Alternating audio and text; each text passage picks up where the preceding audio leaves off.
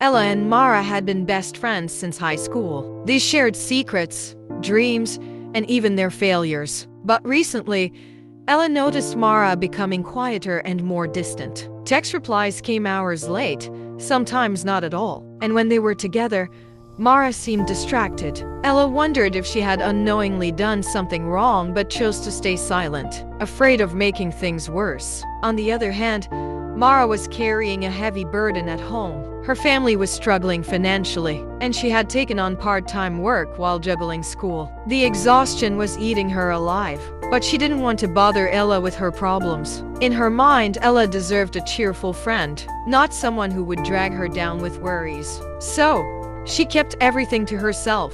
As days passed, Ella's silence turned into quiet resentment. She thought, if Mara really cared, she wouldn't treat me like this. Meanwhile, Mara interpreted Ella's lack of questions as disinterest. Both of them were hurting, but neither dared to break the silence. What started as a misunderstanding slowly built into a wall between them. Finally, after weeks of cold distance, Ella decided to confront Mara during lunch. "Did I do something to upset you?" she asked, her voice shaky. Mara's eyes widened in surprise. "What? No! I thought you were the one upset with me," she confessed. Both were stunned, realizing how differently they had interpreted each other's actions. Relief filled the air, but so did regret. They laughed awkwardly, then talked more honestly than they had in weeks. Ella admitted how ignored she felt, and Mara finally opened up about her family struggles. The weight on their shoulders began to lift, replaced with understanding and renewed closeness. From that day on,